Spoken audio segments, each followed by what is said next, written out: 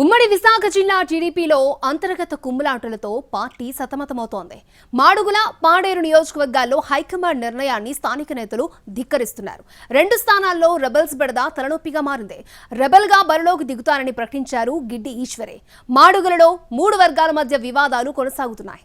ఇదే అంశానికి సంబంధించి మరిన్ని వివరాలను విశాఖ నుంచి మా ప్రతినిధి రవిచంద్ర అందిస్తారు.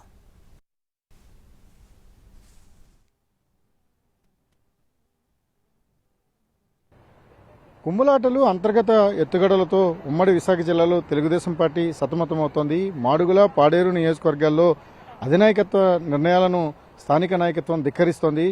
ఖచ్చితంగా ఈ 2 స్థానాల్లోనూ రెబల్స్ బెడద చాలా ప్రస్ఫుటంగా కనిపిస్తోంది. పాడేరు నియోజకవర్గంలో మాజీ ఎమ్మెల్యే గిడ్డి ఈశ్వరి తాను రెబల్గా పోటీ చేస్తున్నట్టుగా ఇప్పటికే ప్రకటించారు. నిన్న సాయంత్రం ఆయన వర్గానికి సంబంధించి ఆమె ఒక విస్తృతమైన మీటింగ్ పెట్టుకున్నారు. 5 మండలాల నుంచి వచ్చిన నాయకత్వం అంతా కూడా ముక్తకంఠంతో గిడ్డి ఈశ్వరి నాయకత్వాన్ని సమర్థించారు. ఆమె ఖచ్చితంగా తాను పోటీ చేసి గెలవడంతో పాటు గెలిచిన తర్వాత తెలుగుదేశం పార్టీలో జాయిన్ అయ్యే విషయాన్ని ఆలోచిస్తాను, ఖచ్చితంగా తనకు తెలుగుదేశం పార్టీ అధినాయకత్వం అన్యాయం చేసిందనే ఒక అభిప్రాయాన్ని వ్యక్తం చేయడం, దానికి సానుకూలంగానే అక్కడ ఉన్న క్యాడర్ అంతా కూడా మద్దతు తెలపడం. గిడ్డీశ్వరి ఇండిపెండెంట్గా పోటీ చేసినా కూడా మేమంతా కూడా సంపూర్ణంగా మద్దతు ఇస్తామని ప్రకటించిన నేపథ్యంలో పాడేరు నియోజకవర్గ రాజకీయాలన్నీ కూడా ఆసక్తికరంగా మారుతున్నాయి. ప్రస్తుతం అక్కడ రమేష్ నాయుడు అనే ఒక టీచర్కు తెలుగుదేశం పార్టీ అధినాయకత్వం టికెట్ను ఖరారు చేసింది. టీచర్ వర్గంతో పాటుగా ఆయా సమీకరణాలకు ఆలోచించి స్థానిక నాయకత్వంతో కొంత చర్చలు జరిసిన తర్వాత ఆయన అభ్యర్థిత్వాన్ని ఖరారు చేసినట్టు చెప్పినప్పటికీ కూడా ఐవీఆర్ఎస్ సర్వే ఆధారంగానే ఈ అభ్యర్థి ఎంపిక అనేది చాలా స్పష్టంగా ఉందని ఇప్పటికే పార్టీ వర్గాల ద్వారా తెలుస్తోంది. అయితే రమేష్ నాయుడు నాయకత్వంలో పనిచేయడానికి గిడ్డీశ్వర్ వర్గంతో పాటు మాజీ మంత్రి మత్స్యరాస మణికుమారి, అలాగే మాజీ జడ్పీ చైర్మన్ వర్గాలు కూడా అంగీకరించడం లేదు. వీరంతా కూడా స్థానిక రాజకీయ నాయకుల ఎత్తుగడలను తిప్పికొట్టే ప్రయత్నం చేస్తున్నారు. ఇప్పటికే పాడేరు నియోజకవర్గానికి సంబంధించి అంతర్గత రాజకీయాల కారణంగా 5 వర్గాలుగా తెలుగుదేశం పార్టీ చీలిపోయిన పరిస్థితి ఉంది. ఇక తెలుగుదేశం పార్టీ బలహీనతలు పెరుగుతున్న నేపథ్యంలో అటు వైఎస్ఆర్ కాంగ్రెస్ పార్టీ చాలా బలంగా తన నాయకత్వాన్ని పెంపొందించుకుంటూ వెళ్తోంది. ఇప్పటికే మత్స్యరాస విశ్వేశ్వరరాజును అభ్యర్థిగా ప్రకటించడంతో పాటు విస్తృతమైన క్యాంపెయిన్ కూడా చేస్తోంది. 5 ఏజెన్సీ మండలాలకు సంబంధించి ఇప్పటికే ఫ్యాన్ పార్టీకి బలమైన నాయకత్వం ఉంది, ఓటు బ్యాంక్ ఉంది.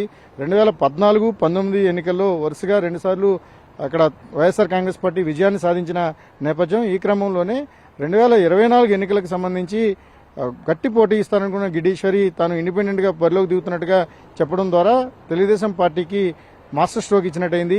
ఆమె ఖచ్చితంగా ఇండిపెండెంట్గా బరిలోకి దిగితే మాత్రం తెలుగుదేశం పార్టీకి సంబంధించిన ఓట్ల చీలికతో పాటు చీలిపోవడం అనేది ఒక ఎత్తు అయితే, అటు వైఎస్ఆర్ కాంగ్రెస్ పార్టీకి ఖచ్చితమైన అడ్వాంటేజ్ వస్తుందనేది రెండో అభిప్రాయం. ఓవరాల్గా గిడ్డీశ్వరి వర్గం ఇండిపెండెంట్గా బరిలోకి దిగినప్పుడు ఆమె అభ్యర్థిత్వాన్ని అందరూ ఆమోదిస్తున్నారు కాబట్టి ప్రధానంగా గిరిజనేతరుల ఓటర్లు చాలా కీలకంగా వ్యవహరిస్తారు. పాడేరు జిల్లా కేంద్రం, పాడేరుకు సంబంధించి మొత్తం 13 మండలాలకు సంబంధించిన నాన్ ట్రైబ్స్ అందరూ కూడా పాడేరులోనే ఉంటారు. అక్కడి నుంచే వారంతా కూడా రాకపోకలు సాధిస్తారు. వారి ఓటింగ్ అంతా కూడా పాడేరు నియోజకవర్గంలోనే ఉంటుంది.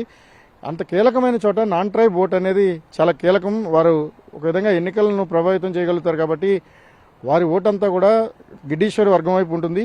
ఒక విధంగా ఈ ఈక్వేషన్స్ అన్ని చూసుకున్నప్పుడు ఇక్కడ సింబల్ ప్రధానంగా ఎన్నికలు జరిగి తెలుగుదేశం వైఎస్ఆర్ కాంగ్రెస్ పార్టీ ఓరావరి నడిస్తే ఒక లెక్క, లేకపోతే నేరుగా గిడ్డీశ్వరి తన అభిమానులు కావచ్చు, లేకపోతే ఆమె గడిచిన 5 సంవత్సరాలుగా ప్రభుత్వంతో పోరాడుతున్నారు. పార్టీ అక్కడ స్ట్రెంథన్ అవడానికి కానీ తెలుగుదేశం పార్టీకి బలోపేతం చేయడానికి ఆమె చేస్తున్న కృషిని కారణంగా చూసుకున్నప్పుడు గిడ్డీశ్వరి వర్గం చాలా బలంగా కనిపిస్తోంది. ఓవరాల్గా పాడేరు అసెంబ్లీ నియోజకవర్గానికి సంబంధించినంత వరకు ఒక రెబల్ అభ్యర్థి అయితే రెడీగా ఉన్నారు. అది కూడా మాజీ ఎమ్మెల్యే రూపంలో వచ్చారు. ఇక మాడుగుల నియోజకవర్గానికి సంబంధించి చాలా కీలకమైన పరిణామాలు జరుగుతున్నాయి.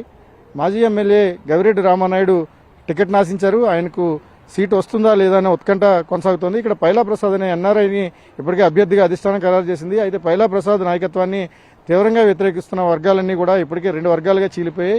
మాడుగులలో 3 వర్గాలు తెలుగుదేశం పార్టీలో కొట్లాడుకుంటున్నాయి. అంతర్గత రాజకీయాల కారణంగా ఇక్కడ పార్టీ పూర్తిగా బలహీనపడినట్టుగా పార్టీ వర్గాలు చెప్తున్నాయి. ఇప్పటికే గవిరెడ్డి రామానాయుడు వర్గం అయితే అధిష్టానం తీసుకున్న నిర్ణయానికి వ్యతిరేకంగా ర్యాలీలు, ప్రదర్శనలు చేస్తోంది. ఖచ్చితంగా పైలా ప్రసాద్ నాయకత్వాన్ని మేము సమ్మతించబోమని చెప్తోంది. ఈ ముగ్గురిని కాకుండా మరో అభ్యర్థిని బరిలోకి దించడం ద్వారా ఇక్కడ బలమైన నాయకత్వం పెంపొందించుకోవాలనే టీడీపీ ఆలోచన చేస్తోంది. డిప్యూటీ సీఎం బూడి ముత్యాల నాయుడు కుమార్తె ఏడ్ల అనురాధ ఇక్కడ అభ్యర్థిగా ఉన్నారు. ఆమె మీద ఒక బలమైన అభ్యర్థి కావాలనుకున్నప్పుడు మాజీ మంత్రిని తీసుకెళ్లి రంగంలోకి దించాలని చూస్తోంది. ఈ దిశగా బండారు సత్యనారాయణమూర్తి పేరును ప్రముఖంగా పరిశీలిస్తోంది. ఆయన అభ్యర్థిత్వం దాదాపుగా ఖరారైనట్టుగా పార్టీ వర్గాల నుంచి వస్తున్న సమాచారం. దీన్ని అధికారికంగా ప్రకటించాల్సి ఉంది. ఒక విధంగా మాడుగుల నియోజకవర్గంలో ఉన్న అంతర్గత విభేదాలను చల్లార్చుకోవాలనుకున్నప్పుడు ముగ్గురు ఎవరైతే సీటు కోసం పోరాటం చేస్తున్నారో ఆ పోరాడుతున్న ముగ్గురిని పక్కన పెట్టడం ద్వారా అంతర్గత కుమ్ములాటలను తగ్గించాలి. వాటిలన్నింటినీ కూడా పూర్తిగా న్యూట్రల్ చేసి బండారు సత్యనారాయణమూర్తి నాయకత్వాన్ని కొనసాగించడానికి ముగ్గురిని అంగీకరింపజేయాలనేది ఒక ప్రయత్నం. అయితే రామానాయుడు వర్గం మాత్రం ఖచ్చితంగా తమకు సీటు రాకపోతే మాత్రం రాజీనామాలు చేసి వైఎస్ఆర్ కాంగ్రెస్ పార్టీలో చేరడానికి సిద్ధంగా ఉన్నామనే ఒక సంకేతాలు ఇస్తున్నాయి. ఓవరాల్గా పాడేరు మాడుగుల నియోజకవర్గాలకు సంబంధించి ఉత్కంఠ కొనసాగుతోంది. ఆ రెండు నియోజకవర్గాల్లో తెలుగుదేశం పార్టీ ఊహించిన దానికంటే ఎక్కువ డ్యామేజ్ జరిగే అవకాశాలు కనిపిస్తున్నాయి. కెమెరామెన్ శ్రీధర్తో రవిచంద్రన్ టీవీ విశాఖపట్నం.